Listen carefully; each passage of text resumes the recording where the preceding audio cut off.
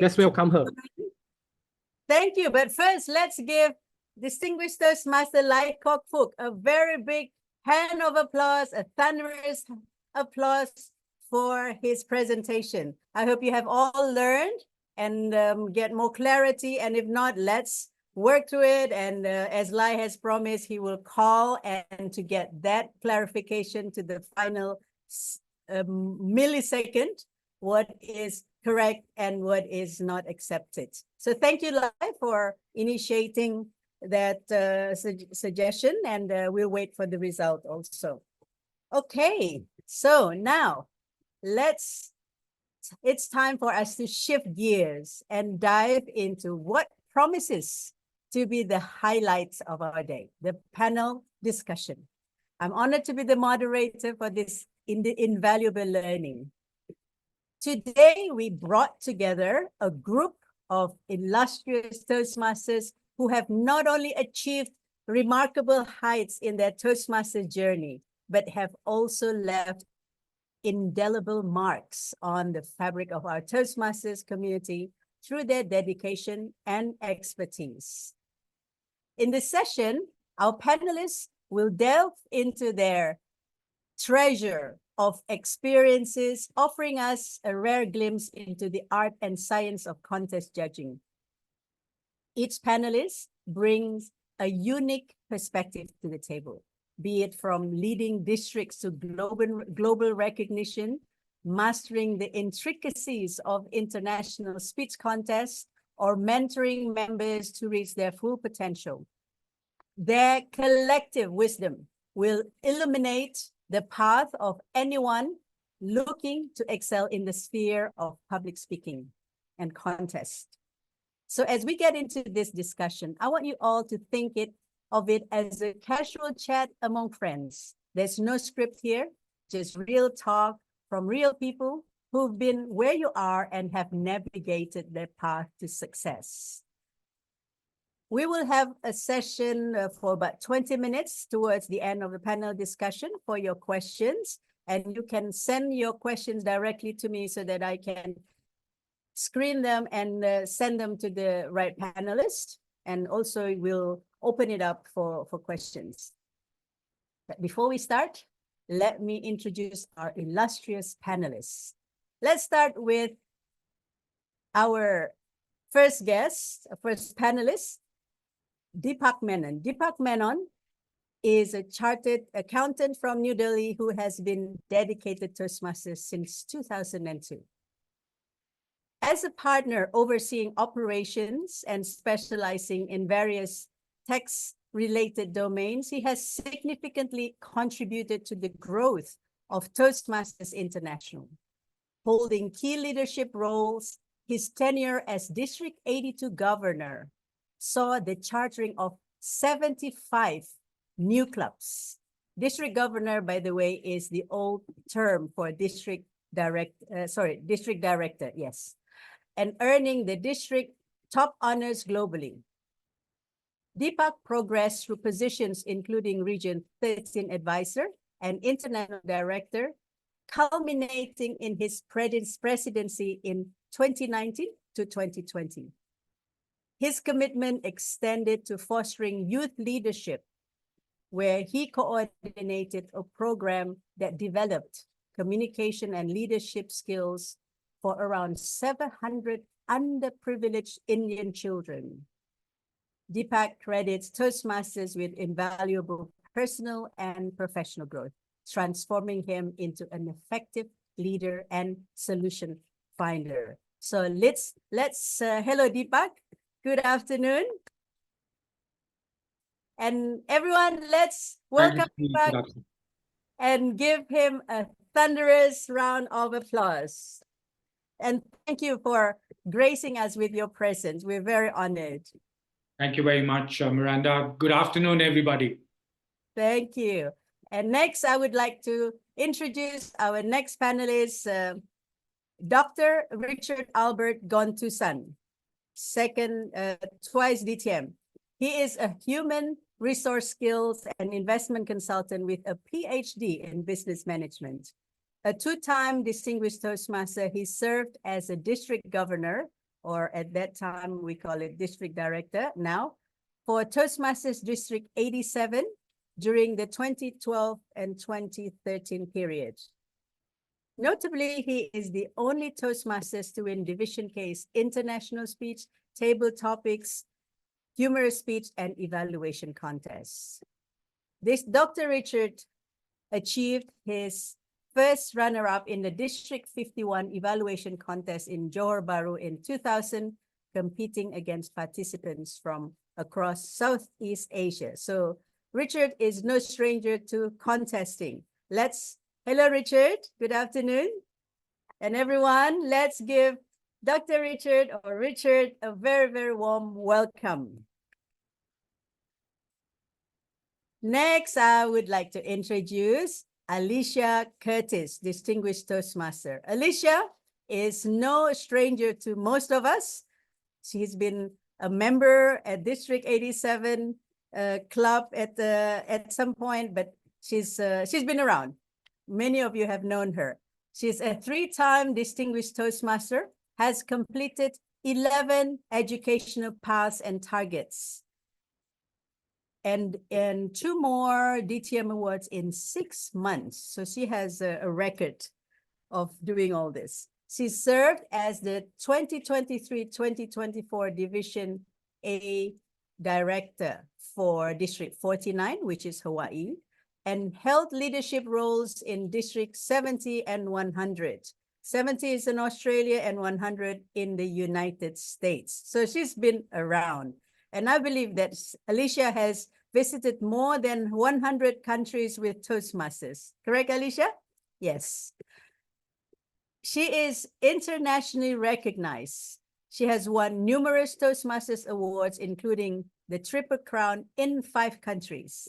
She has successfully chartered, mentored, and coached clubs in multiple districts, fostering their growth. Besides her Toastmasters involvement, Alicia is a dedicated full-time student. It's what do you call that? Eternal learner and participate in clubs across District 12, 51, and 49. And she also had been chief judge in 5 different district contests. Let's give Alicia a thunderous round of applause. Thank you, Alicia, for joining us today.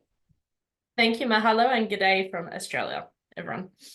Yes, and last but not least, Natali Tjahjadi, Distinguished Toastmaster. And I'm sure all of us know who Natali is. It's not a name that is unfamiliar to us. And she is a role model for anyone who's interested in contesting. So Natali has been a Toastmaster for 10 years, and she is a business manager and a public speaking coach. Contesting frequently during 21 and 23 seasons, Natali has been a quarter-finalist of Toastmasters International World Champion of Public Speaking twice, and District 87 Champions of 4 contests, international speech, table topics, speech evaluation, and humorous speech contests. She loves storytelling, learning and coaching others to find their voice and become more confident. So let's welcome our reigning District 87 champion, Natali. Hello, everyone. Good to be here. Thanks, Miranda, for the introduction. All right, let's get started and see where it takes us. I'm going to start with one question, and I will ask you, all of you, to answer this question briefly. What are the key qualities of an effective Toastmasters contest judge? Let's start with Deepak. Thank you very much, Miranda. That's a very important question because judges play a very vital role in the contest, in addition to, of course, the contestants themselves. The judges need to be, of course, well-read. They need to know the rules inside out. They need to also have excellent listening skills. They need to pay good concentration to the contest. They need to be able to listen carefully, watch carefully, observe carefully, because if they lose track, they get distracted, they may miss out important elements of what the contestants are speaking. The judges also need to have very high integrity. So they need to be trustworthy, they need to be unbiased, they need to ensure that they keep their biases aside. You know, that's the reason why we have a large panel of judges, to try to ensure that we bring in some objectivity, because by its very nature, judging can be considered to be subjective. So we need to introduce objectivity in the way we judge. And therefore, judges should understand that whatever their preconceived notions are, they should leave those aside and just concentrate on the contest as it's occurring on that day. They need to, of course, also have good arithmetic skills. So if you're not good at arithmetic, then you're going to have a problem, because you've got to total up the judges' worksheets that you have. And if you're not able to do that efficiently and effectively, you might end up marking a contestant who would have been first place in second place. So ensure that you check, double check, triple check your result before you hand over the ballot to the tally counter. So there are a number of attributes that a good judge must have. But foremost, I think, is that the fact that they must be most knowledgeable and should be eligible to judge. Perhaps have also attended these judges trainings, so that they are familiar with how judging needs to be done, what really goes into judging. I can continue going on and on and on talking about the eligibility and the attributes of a good judge, but I think I'm going to hand it back to you now. Thank you, Deepak. Yes, there's quite a lot, but the one that cracks me up is the arithmetic skills. Yes, it is very, very important, and sometimes we miss that. But yeah, I will. Richard, do you have anything to add to that?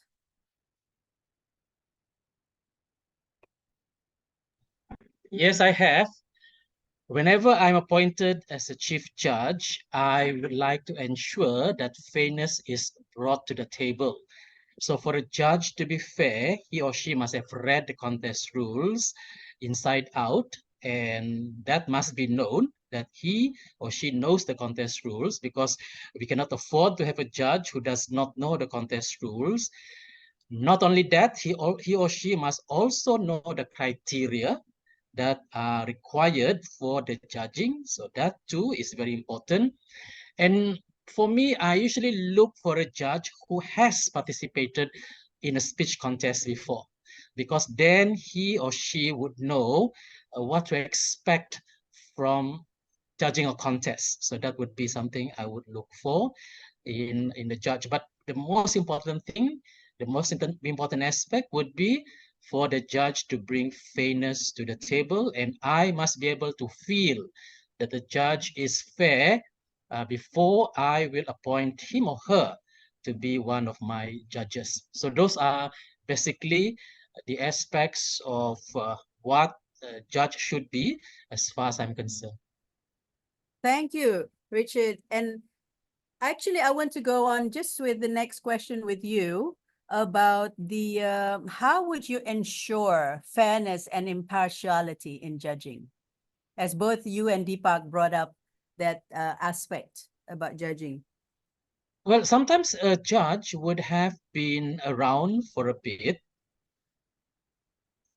And of course, if it is at the division level, you could ensure fairness by ensuring that that judge is not judging a fellow member. That is one thing. But generally, it would be something that you would be thinking along the line that that person that person himself is also the kind of person who would practice fairness. So that is basically what I would look for when I'm appointing a judge for a contest. Yeah. Okay. Well, you know, the more I listen to the requirements, the more I realize it's not easy to be a chief judge. Yeah. there's a lot to be taken into consideration. So I would like to ask Alicia this question. What is your experience?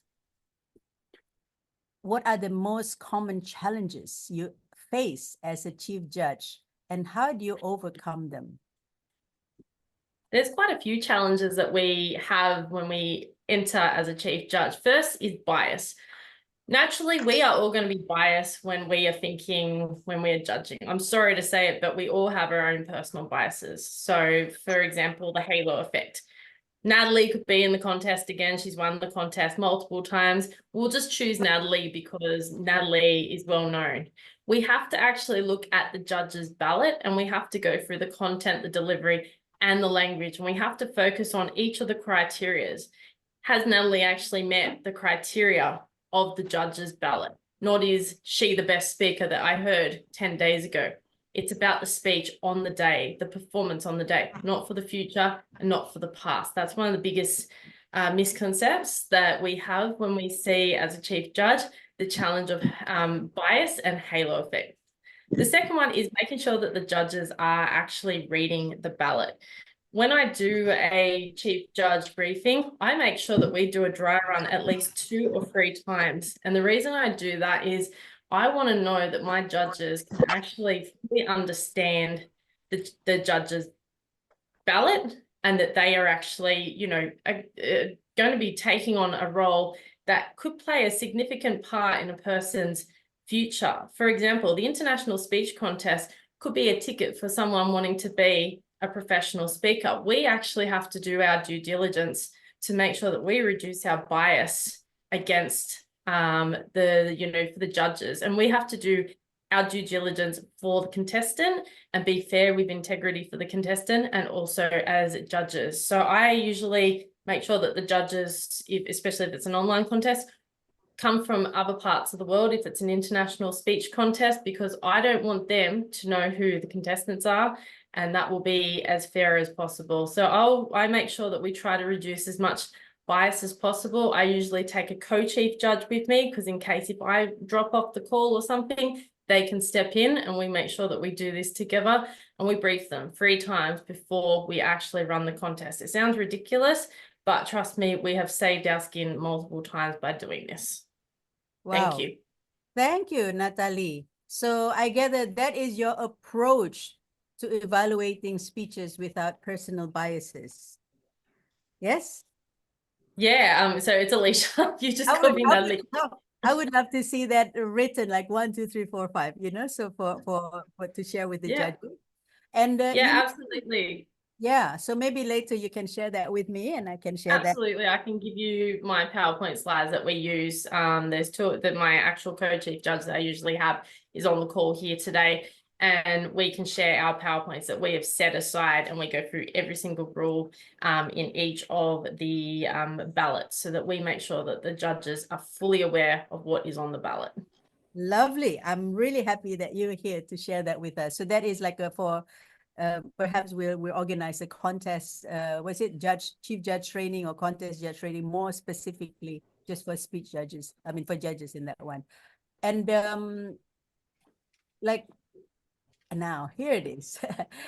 How do you actually train and prepare judges for contests? I'll start with Natali there, and then I'll go with Deepak, maybe for with Alicia.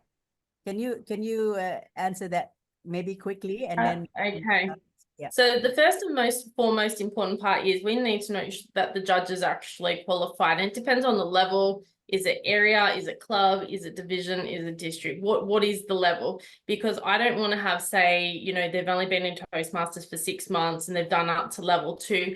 I don't think that is a satisfactory for me personally. That might be my own personal bias to be judging at a division or a district level, because that is not fair on the contestant who's only just seen maybe an area level contest. So I want to know their experience. I want to know what they've actually done. So when I'm recruiting and training and preparing, I'm actually going all around and seeing where they're from. For example, if I had a contest in Malaysia, I want to stick to Southeast Asian judges. I know that sounds crazy, but I want to stick there because they're going to know some of the attributes and the intricacies of that particular region, especially the humorous or the table topics, specifically the humorous.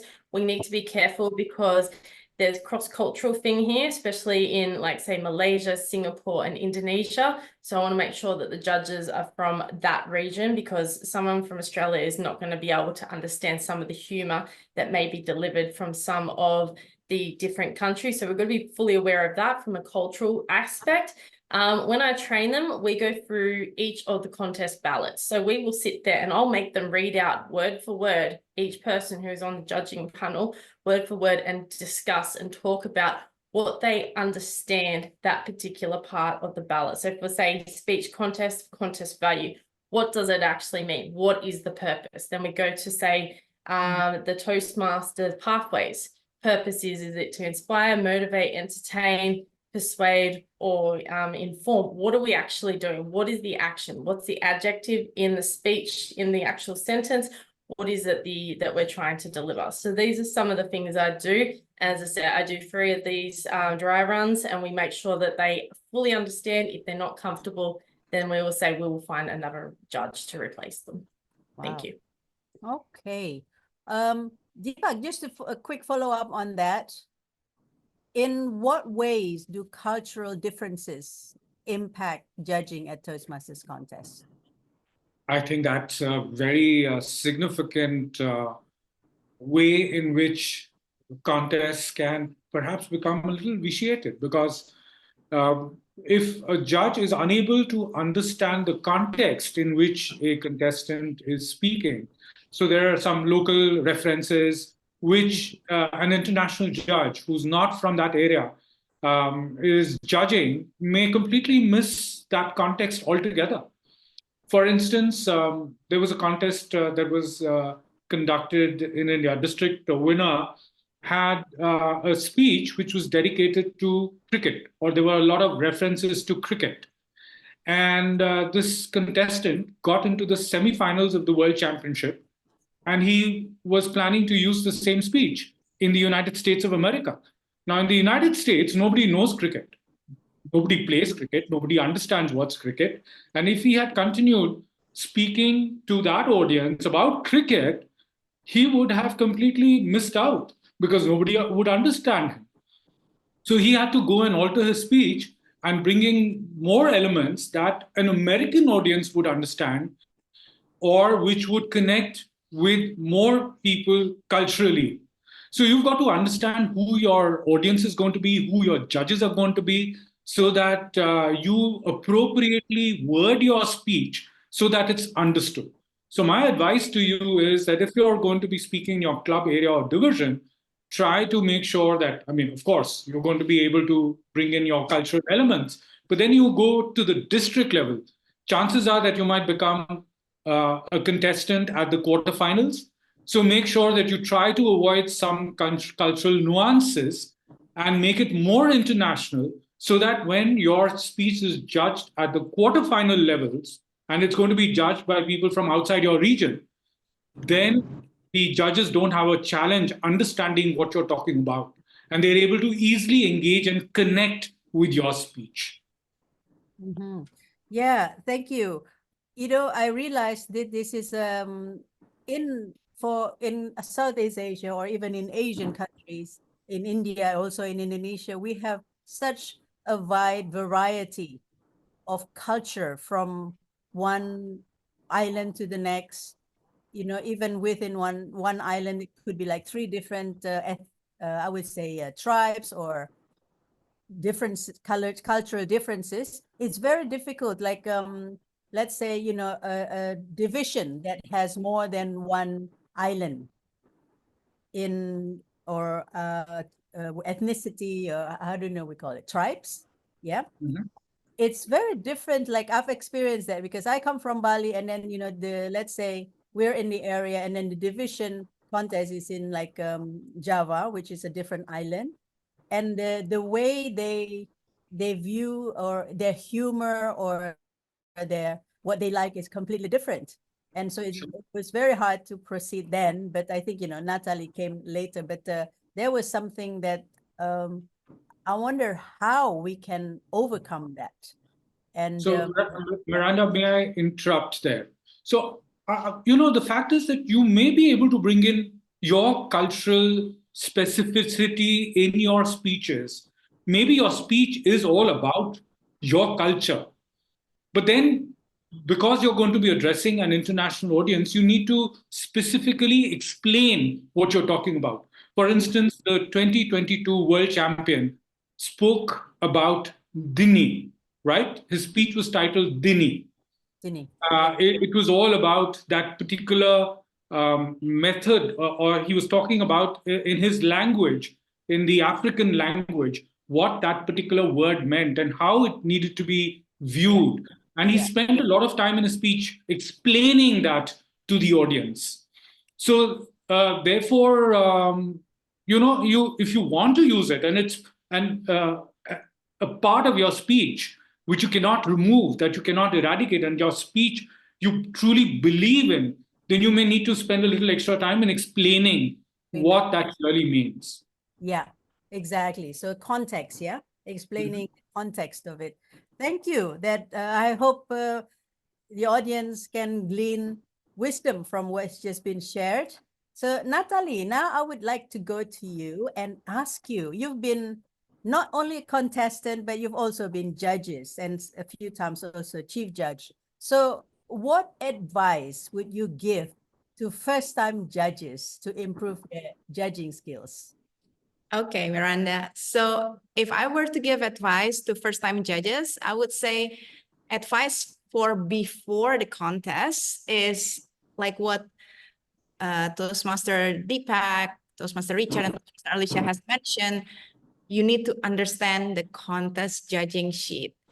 And by understanding means that you really need to know what it means, like the back of your hand. So for example, if you read it and you don't understand it, you can always ask to like a more senior member or more experienced judges to get your fact checked. For example, when I first judged and I read the judging sheet, I felt confused. I thought, oh, it's quite clear, but what is this, like value? Oh, it's quite clear, but what is this like in tone inflection? So I come to a more senior member or like at least people who have experienced judging before, and I ask them, what is your take on this? And then they will explain it with a simpler word. For example, oh, value is like a message. What do you get a message from the speech? Oh, okay, I got it. So first thing first is before the contest, understand the judging sheet. If you don't understand or if you're in doubt, always ask, because there will always be a more senior or experienced Toastmaster member who can help you, giving you more clarity and insights. On the day, this is what I do. I will set aside a pen and paper. If you're online and you judge at home, I have like this form printed. I have a pencil and also a pen. When the contestant is doing his or her speech, I started noting down the mark with the pencil.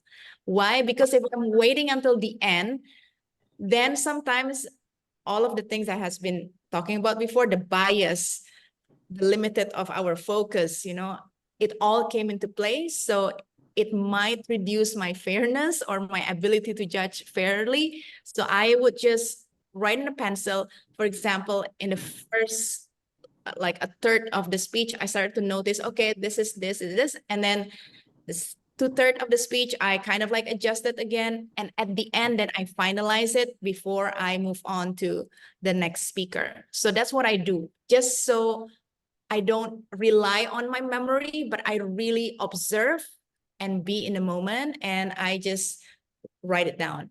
And for me personally, I have my own range of like mark when I judge. So for example, I will not put the highest mark ever unless you're like a world championship of Toastmasters. So I will only judge based on the other range. And I have like my reference. So for example, if there are a lot of grammatical errors that hinders me to understand the speech, maybe it's between 3 to 5. So that's how I prepare myself with some of the range. So on the day, it's not like I'm coming there with blank sheet of mine. So I have something prepared, but I also listen and observe so I can judge it fairly. I hope that helps. Yeah, thank you, Natali. I think it's very, very helpful. And that mindset, and then also your perspective from both sides. Yes, thank you. And it makes me also realize how important it is, the same understanding, or at least having all the judges on the same page about what each of the criteria mean, because there's only like a few words that describe what that value is, what grammar is, and everybody could have a bias about that, right? Yeah, thank you. Just leave the date blank. Maybe you can just. Any of you, Deepak, Richard, or Alicia, you want to add to that? For me, Yeah. what I do is we are always guided by the criteria. So I would remind the judges that they must always be guided by the criteria. They must fully understand the criteria.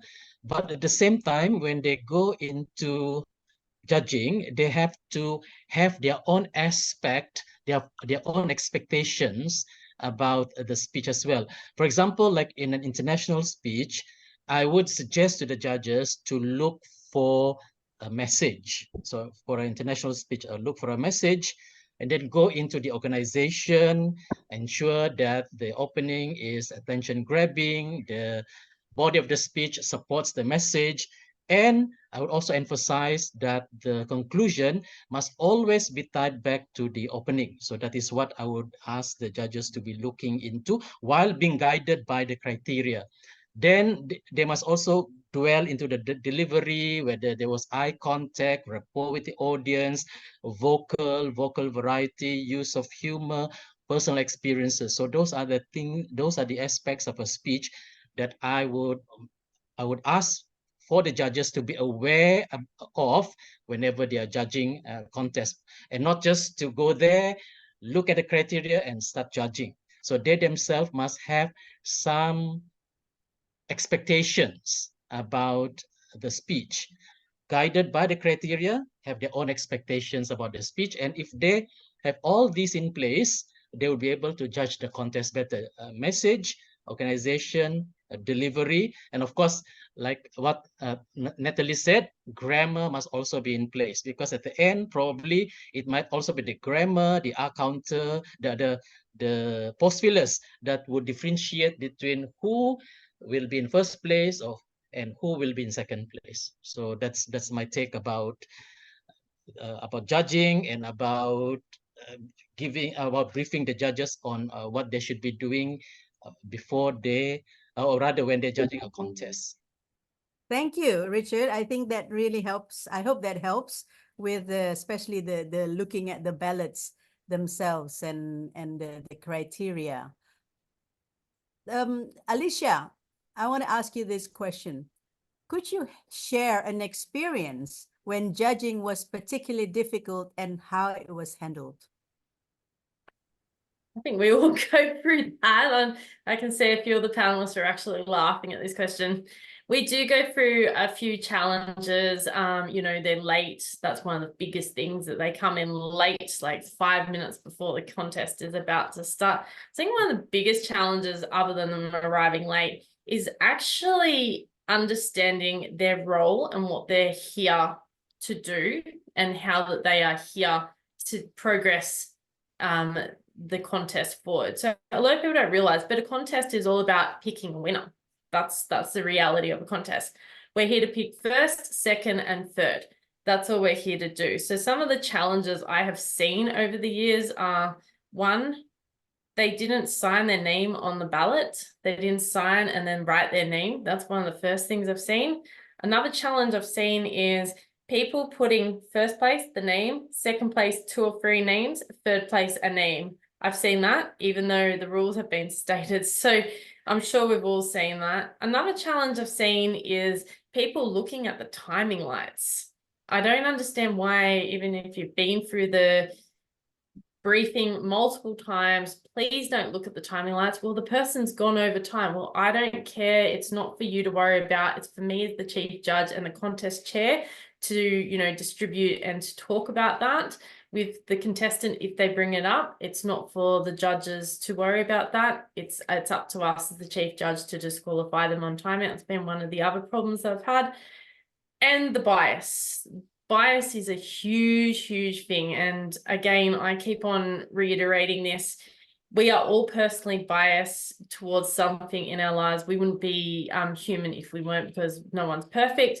So focusing on how can we reduce our bias each time we go to the contest and focusing only on what is in the criteria of the judges' ballot is the most important thing I think that we need to reiterate here consistently.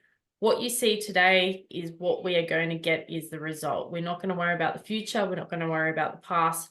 We are here to pick a winner for today, who is the best person based on the judging criteria. And that's one of the challenges, trying to make sure that we actually have fair judging and one that actually meets the criteria from the ballot. Thanks, Miranda. Thank you, Alicia. So that bias or integrity, I think, is very important. And yes, being late, that, you know, like I just want to remind everybody, just don't be late. It creates so much anxiety on everybody when the judge or the contest team is late. Okay, I hope that will everybody will remember that.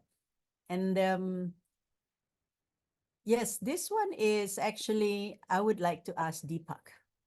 How can chief judges best support and lead their judging team to ensure a high quality contest? Thank you, Miranda. I think Alicia answered that question.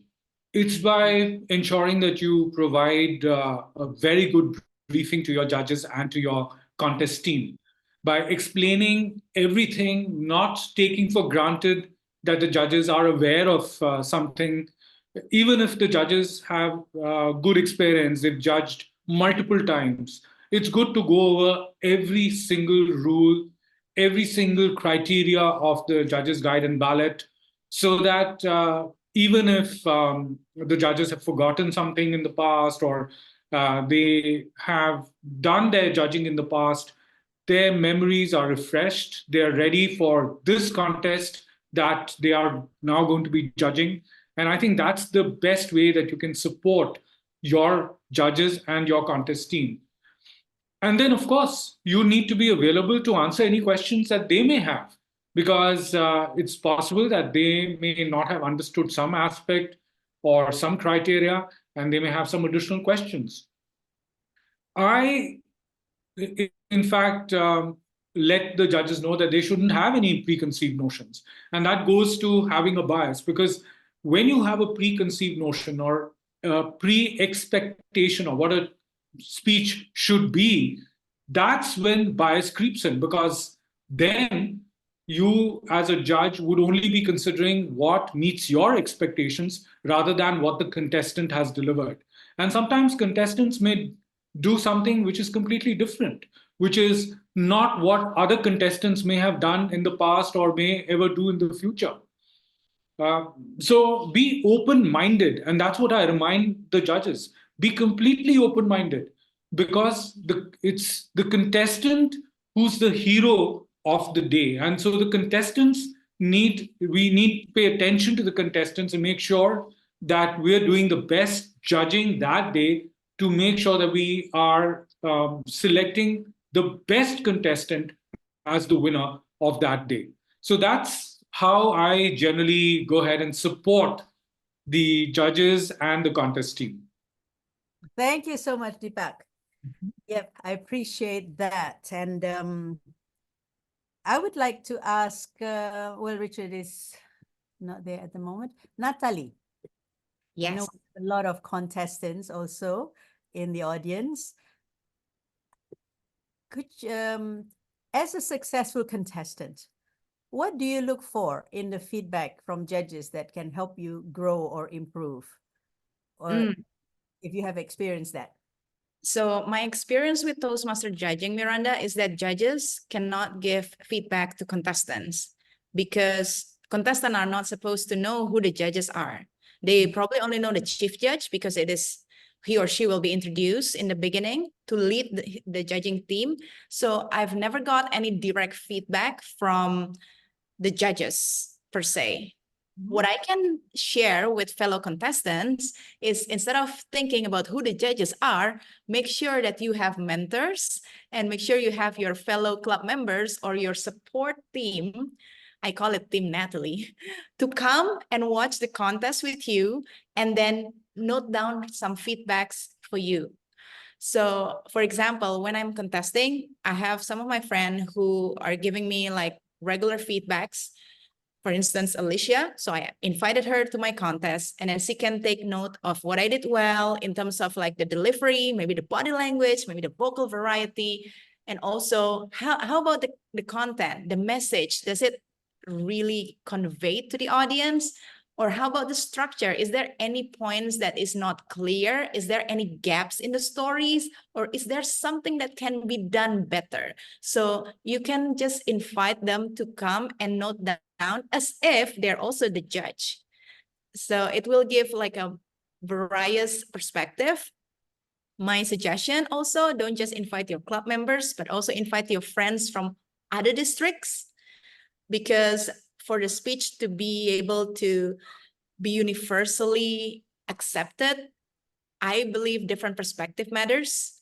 So maybe when I'm contesting next time, I can invite DTM Deepak and also Dr. Richard to come and watch and give me some feedback, because their input will enrich my speech. So my suggestion to fellow contestant, the judge will not give you direct feedback.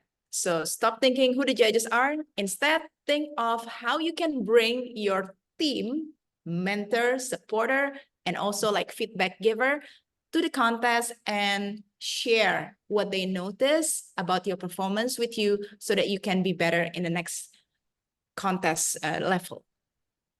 Yes, so thank you, Natali. So what I get is be nice, make friends with people who are important, like mentors, judges. Doesn't have to be, well, definitely not from your own club or your own area and division. Try to get people from beyond your division or even districts, so to get the richness of the experience and the perspectives. Thank you, Natali. Miranda, sometimes people forget that they cannot win the contest alone because contest is like a teamwork, you know, you cannot just succeed the contest by yourself. There's a limitation of what you can do. That's why you always need a support team. Yeah, it takes a village to win a contest. Yeah, Natali?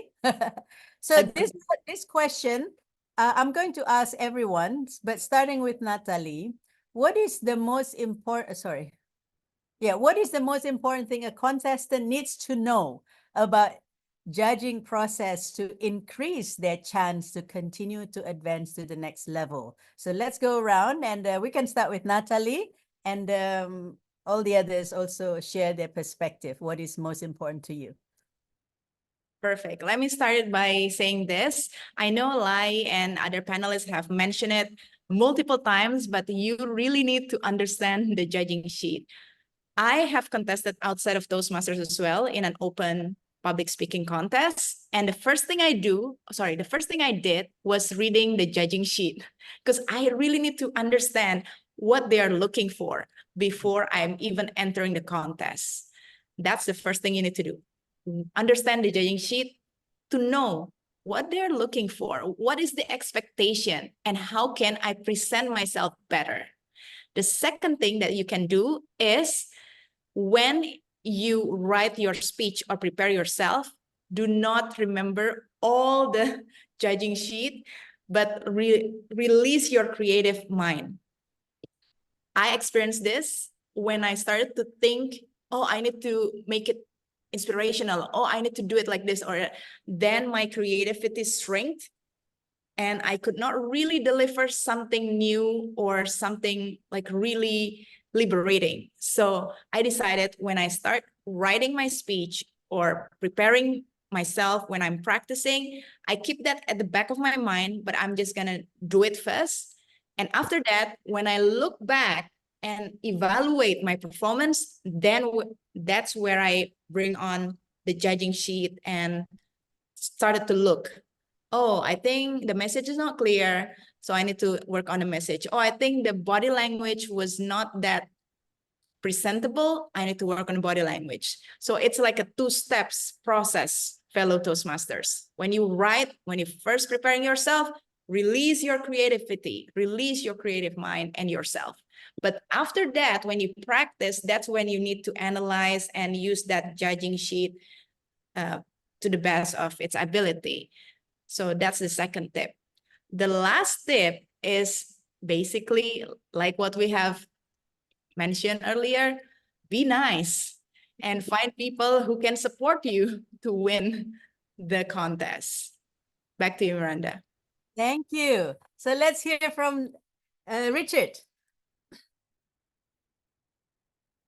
Oops, you're muted. Yeah, adding on to what Natali has said, what I would be looking for is, read the sheet, the judging criteria, know the judging criteria exactly for what they would want you to do on stage when you are presenting your speech. For contestants, I would suggest to them to be very careful with the language. We do not need to have a British accent, American accent, but we must be very clear with our language and be very sure that what we are saying is exactly what is understood. Therefore, we need to pay attention to our pronunciation, our diction, our grammar, because if you have a grammarian among the judges, they would be thrown off by just a little bit of grammatical error. And we should also be, since this is again Toastmaster, we should also be paying attention to what Toastmasters do not like, and that would be having too many pause fillers in a presentation, or at least even a little bit. That could also throw off the judge, all right? Make the judge feel that you are not, that the contestant is not prepared well enough for the contest. So pay attention to what, pay attention to what Toastmasters are supposed to be doing. Know the judging criteria, pay attention to the language used, pay attention to grammar, and I believe you are all set to go. Thank you, Richard. So enunciate, articulate, right? Yeah. And Deepak, would you like to add to that? I think Natali and Richard have said it all, but I can add one other aspect. As a contestant, what I would like you to do is to speak on a topic that you're most passionate about, that you can speak from your heart about. So don't speak mechanically. Don't pick up any topic because you think that's what's going to attract attention or that's what's going to win the contest. But speak on a topic that that's very close to you, that you're passionate about, that you can speak from your heart. Because a heartfelt speech will always win. And that's the one most important tip that I can provide. Yes. Yes, I totally agree with you, Deepak. You must speak with passion on a subject that you really know about, and do not try to imitate somebody else. I have seen some contestants, they try to be somebody else, and therefore when they started speaking, they could not remember their lines because they tried to be somebody else. So if a contestant is speaking out of passion, out of interest, out from within, I'm sure they will be able to express themselves better, and they sound more original to the audience as well as to the judges. Thank you, Richard. And Alicia. We've touched on the judges' ballot. I will not coach anyone unless they understand the judges' ballot. And the reason for that is you've got to go in there with a plan to win. If you're planning to win this, you've got to know exactly what the judges are looking for. And this is where we always get the arguments at the end of the day. Oh, the judges didn't understand. The judges know exactly what they're basing their speech, they're judging on. So going in there, understand the judges' ballot. Another thing on the judges' ballot, and it doesn't get brought up a lot, is dress to impress. Think about what you are wearing. Don't show up in the t-shirts and shorts to an international speech contest. You are there to make an impression to everyone. Don't dress up if you're talking about, you know, something that you want to showcase to the world. Because if you look at, say, someone, for example, if I showed up in, you know, just jeans with holes in them and a ripped shirt, and I showed up against Deepak as an example, guess what? The judges are probably going to put a 0 in that particular box. It is really important that you dress to make sure that you're there to be the winner, because we're here to see the whole package, and it's about charisma as well. Speaking to the audience, not at the audience. And some people get so carried away with the gestures and we're all going to be so excited. Speak like we're having a conversation, like we're friends at a cafe or we're going to a restaurant. Speak like we are here to listen to you. Remember, the speech is about the audience. It's not about you, the contestant. It's what you deliver as a gift to the audience. And thinking about like when you actually, with your delivery, with your facial gestures, this is a big one. I've seen people really happy when they're talking about something sad. Show and convey conviction for those particular body gestures, those facial gestures. Match what you speak about. Talk with a purpose, speak with a purpose, and love what you're doing. Love the gift that you are giving to everyone, because that gift is something that we all want to hear, and make sure that we're here to celebrate what you're delivering to us. Thank you. So thank you so much from the four of you about the how to be a contestant, how to become a successful contestant. And now I would like to open the panel for questions from the audience for the next 15 minutes. So you are welcome now to send me your question and I will direct them to the... I would like to ask a questions. But before that, I agree with you, Alicia, especially in India. My apologies to you, sir. In India, the speaker wearing t-shirt only. It's not called a t-shirt.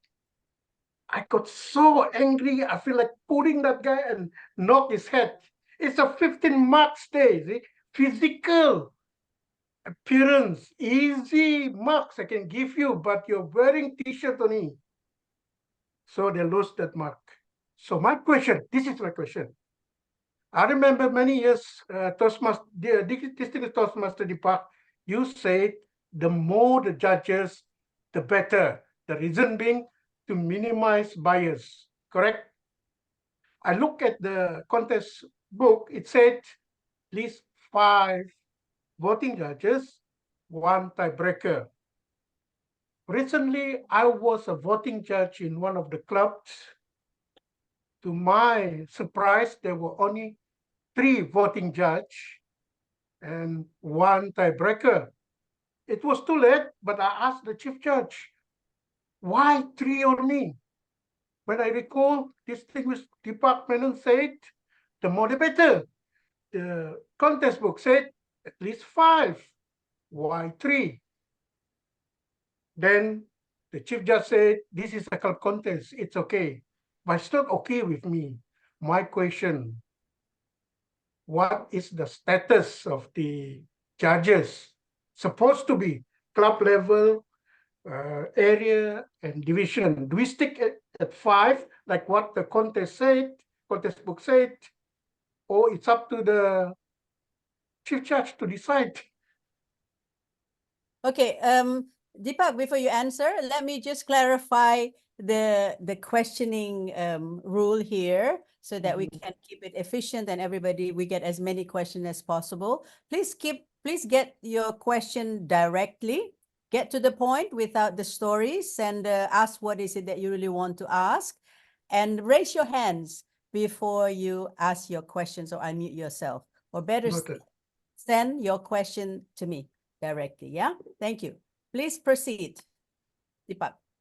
Thank you very much, Miranda, for setting out the ground rules. And thank you, Amran, for the question. So if you look at the rule book, where the club is concerned, the club can decide as far as practicable how many judges they can have. It is recommended that there should be a minimum of 5 judges, but there is this further guidance which says as far as practical. And therefore, the club, when it had 3 judges or 2 judges or whatever number you mentioned, that was fine as long as they were paid members. So that is a rule that cannot be overlooked. They need to be paid members if they are going to be serving as judges. But when it comes to area, division, district, quarterfinals or semifinals or the world championship, they have to have the minimum numbers. Those contests have to have the minimum numbers which are prescribed. At the area level, you need to have at least equal number of judges from each club within the area. At the division, you need to have equal number of judges from each area in the division. And at the district, you need to have equal number of judges from all the divisions within the district. There are certain additional requirements that when you're serving as a judge on in a division or a district level contest, you should not be a member of the club from which a contestant is present. So there are various other criteria that are there. The prescribed number of judges is the minimum number of judges. You can have more than that minimum number. There is no restriction on the maximum number of judges that can be appointed. So that's completely at the discretion of the chief judge, as long as all other conditions are met. I hope that answers your question. Okay, sir. Thank you. Thank you. Thank you, Deepak, and thank you, Amran. Yes. Anyone else would like to ask a question?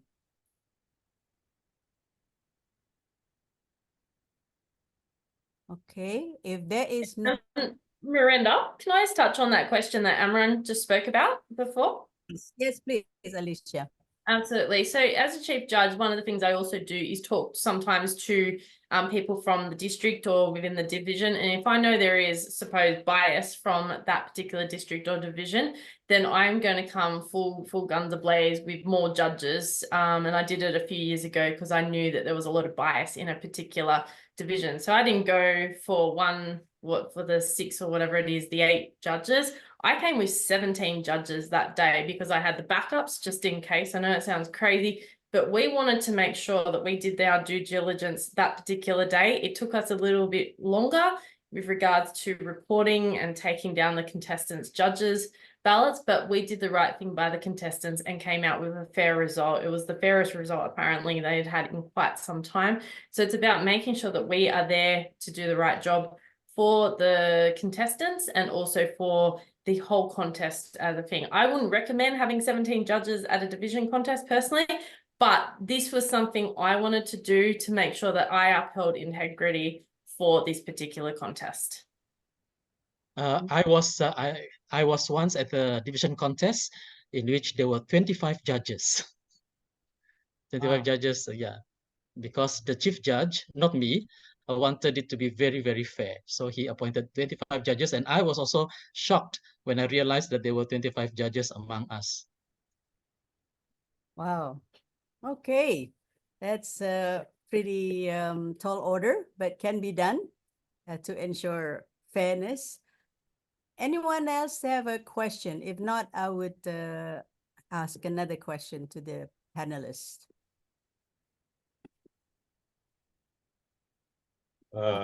Miranda, this is Ravi. Just a point of discussion.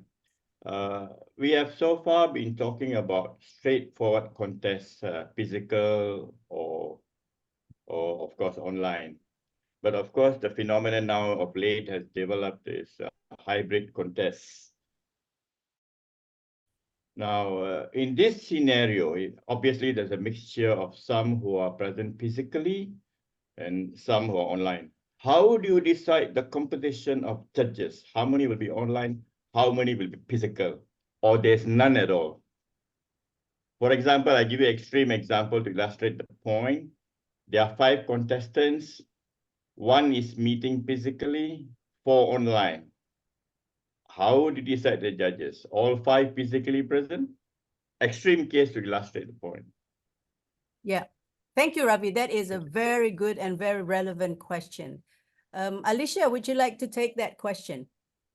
Absolutely, and I'm sure Deepak will be able to do it as the chief judge last year from the International Convention for the World Championship of Public Speaking final. I was actually one of the judges at the semi-finals a couple of years ago, and they had half in person, half online. So this is really important. If you're going to have a hybrid, I don't know what District 87 is doing. I don't know what District 102 and 51, because we know that we've got them on the call. If you're doing a hybrid contest, you can't just have all judges in the room, because that is biased towards the in-person contestants and it's not fair to the online contestants. So you need to have a half-half split for online and also in person. And there's different things that they will look at. And I remember going through the judges' ballot and going through the whole criteria with the contest chairs that particular day, and we were told exactly, and it was very interesting. I don't know what it's like from a chief judge's point of view, because I haven't seen it from there, but from a judge's point of view, sitting and watching and actually having to focus, there's a lot more focus for the in-person and the online aspect, because you've really got to be full eyes and ears on the day and you've got to concentrate. So I might hand that over to Deepak, who can probably advise how he would run the chief judge session from that aspect. Thanks, Deepak. Thank you, Alicia. You're absolutely right. So I have been the chief judge of the World Championship of Public Speaking in 2022 and 2023. And those were the two. 2022 was the first year that we had a hybrid World Championship. And then 2023 again was a hybrid World Championship. And as Alicia mentioned, we had half online and half our judges were in person. So were the timers. Of course, all the tally counters were in person, but our timers were some online and some in person. Judges were half and half. And we conducted the judges' briefing for all the judges at the same time. So I had some who joined online and some of the judges were in person at the convention. And so I conducted the briefing for all of them together at the same time.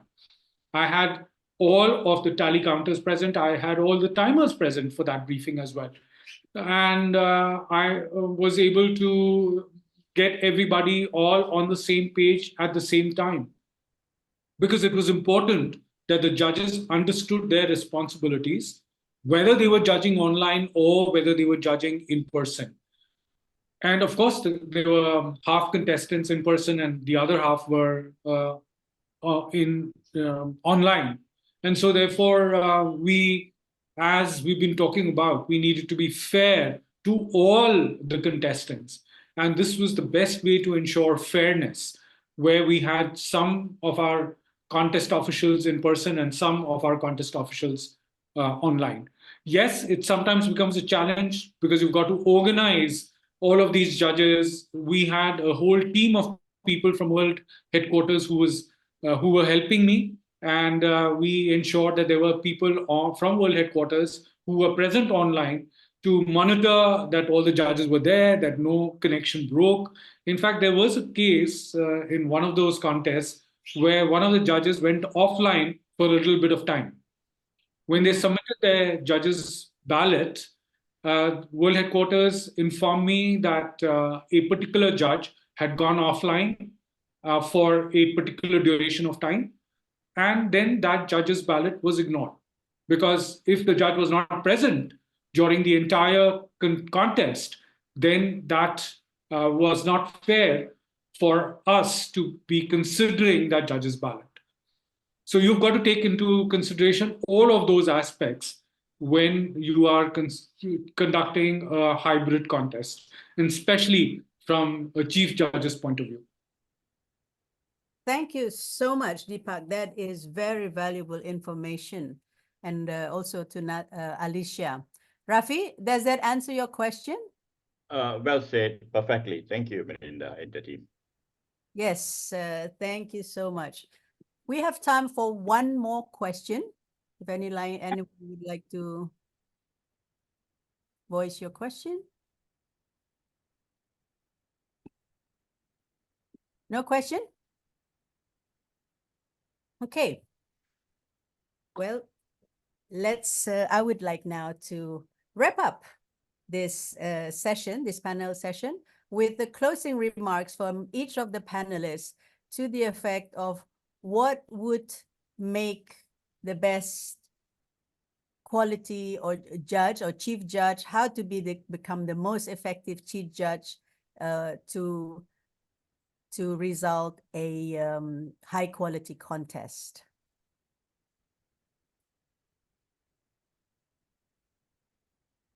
Okay, let's start with Richard. Right. For me, judging is subjective. And when you're chief judge, selecting judges is also subjective. So we need to be aware of our situation. We need to be aware of Toastmasters. We need to be aware of everything about Toastmasters so that we'll be able to pick judges who are fair, who are knowledgeable, who know judging criteria very well, who have participated in speech contests before, and they have what it takes to be a judge who will be fair, who will be a good listener at a contest. So that would be my take on this matter. Thank you so much, Richard. So fairness, knowledge, experience, both as a prior contest judge and also as contestant is important, and a very good listener. Thank you. Alicia. For me, it's about having integrity and upholding the integrity of the contest. It doesn't matter which contest it is, it's making sure that we pick the right winner and we pick the winner on the day, and that we don't have biases and we leave those bias at the door, making sure that we do the right thing by the contestants, the audience, and also all the role takers on the day. So my suggestion is go out there, give it a go. The best way to get on a judging panel is to put your hand up and say, I would like to do it, as long as you meet the criteria for the judging, 6 months, being a member, been a member for at least 6 months, be a member of a club in good standing, have completed either 6 CC speeches or levels 1 and 2 in pathways. Please give it a go, because we want to see fresh people on the scene and new people, not the same consistent people always consistently judging. We want to see people all putting their hands up, because judging is a wonderful way to become a better speaker and a better contestant. And I actually encourage all people to step back for at least a year or two to put their hands up, help out, and see what the judges have to say and what the actual contest officials have to do, because there's more to contest than just being a contestant. It's about giving back as well. So it's about integrity, leaving the bias at the door, giving it a go, putting your hand up, and helping our districts to make sure that they actually have better contests. So be a part of the solution and not the problem. Thank you. Be part of a solution and not a problem. Raise your hands and help district to conduct a great contest. And Natali. Well, I think Richard and Alicia already mentioned a lot of great points. Maybe I will add from a different perspective. Sometimes we want to make sure that we have the best team. In reality, a lot of people have different commitments. So sometimes we cannot have what we consider the best team. My suggestion is don't worry about what you cannot have if you are a chief judge, but start thinking about what you can create out of what you have. So if your team consists of quite a lot of new judges, then as a chief judge, train them beforehand, communicate with them, and find a way to support them.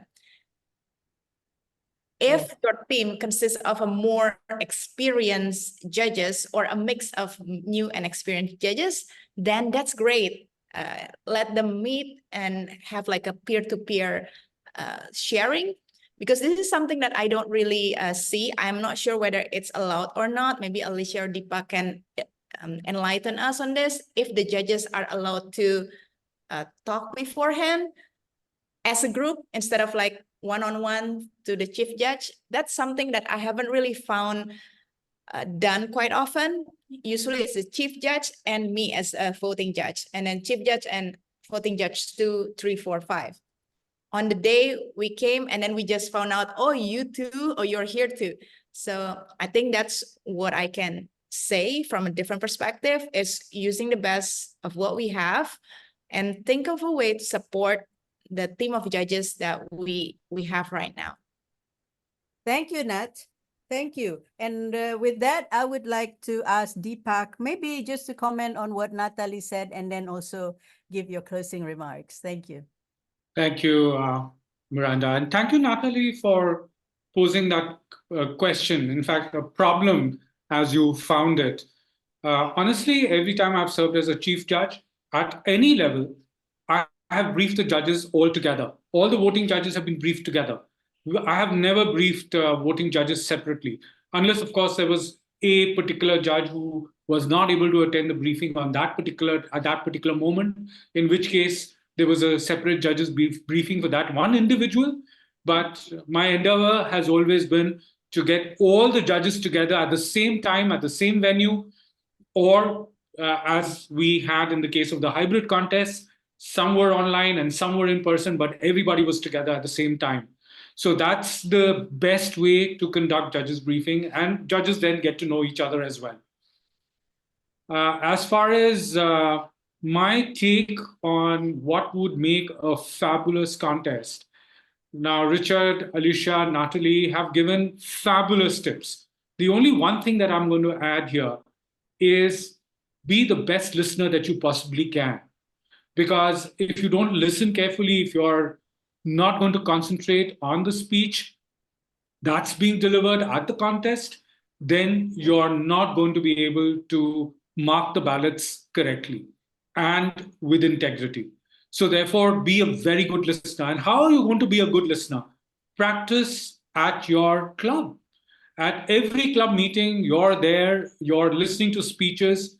In fact, if you want to be a judge and you want to practice being a judge, carry a speech, a contest guide and ballot with you to your club and mark every speech that you hear on the judge's guide and ballot. That way, you are learning, you're practicing, and you can become one of the best judges that Toastmasters International can ever have.